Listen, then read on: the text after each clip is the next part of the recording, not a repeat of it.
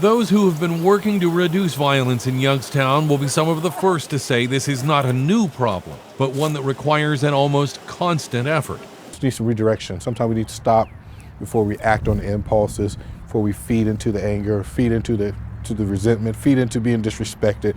Tuesday afternoon, 25-year-old Savon Young was killed in what detectives have called a rolling shootout on Todd Lane.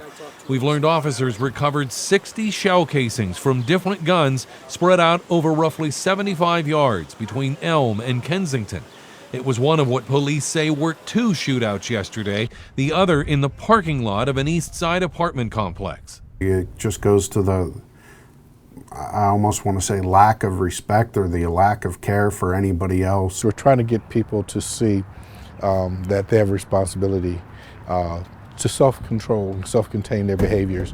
As police work to chase down leads and potential suspects, they're often frustrated by the lack of witnesses, at least initially.